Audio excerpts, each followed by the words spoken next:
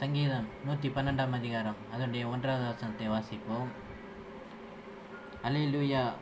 கர்த்தருக்கு பயந்து அவருடைய கட்டளைகளில் மிகவும் பிரியமாயிருக்கிற மனுஷன் பாக்கியவான்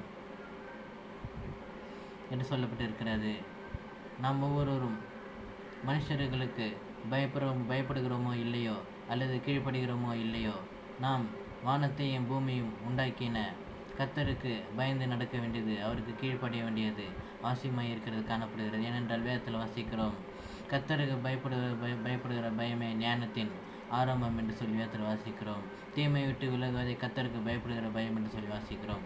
கர்த்தருக்கு பயப்படுகிற பயம் எது என்று கேட்டீங்களா? தீமை விட்டு விலக வேண்டும். நாம் தீமை செய்யாதபடிக்கு, பாவம் செய்யாதபடி இருக்க வேண்டும். அது மாத்திரமல்ல, அவர் நமக்கு கொடுத்த அவருடைய கட்டளைகளையும் கற்பனைகளிலும் நாம் கீழ்ப்படிந்து நடக்கும் பொழுது, அவருடைய கிரியைகளை செய்யும் பொழுது நாம் அவருக்கு ஏற்றவர்களாய், அது மாத்திரமல்ல அவருக்கென்று அவருடைய சித்தத்தின்படி செய்வர்களாய் இருப்போம், காணப்படுவோம்.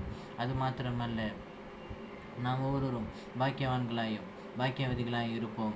வேதத்தில் வாசிக்கிறோம், வசனத்தை கேட்கிறவர்கள் மாத்திரமல்ல அதன்படி செய்வெல்லாம் இருக்க வேண்டும் சொல்லி வேதத்தில் வாசிக்கிறோம். நாம் அவருடைய கட்டளைகளிலும் கற்பனைகளிலும் வேதத்திலே வாசிக்கிறவர்களாய் மாத்திரமல்ல, அதை பின்பற்றுகிறவர்களாயும் அந்த கிரியைகளை செய்கிறவர்களாயும் அதன்படி நடக்கிறவர்களாயும் இருக்க வேண்டும், காணப்பட வேண்டும். அது மாத்திரமல்ல, அவருக்கு நமக்கு கொடுத்த அந்த கட்டளைகளிலும் கற்பனைகளிலும் நாம் பிரியமாய் இருந்து அன்பு செலுத்தி அன்பு கூறி நாம் அதன்படி அந்த கட்டளைகளில் என்னென்ன சொல்லப்பட்டிருக்கிறதோ அதை நாம் ஒவ்வொருவரும் செய்கிறவர்களாயும் பின்பற்றுகிறவர்களாயும் அதை நிறைவேற்றி முடிக்கிறவர்களாய் இருக்க வேண்டும், காணப்பட வேண்டும். ஆமென். அல்லேலூயா. கர்த்தர் உங்களை ஆசீர்வதிப்பார்.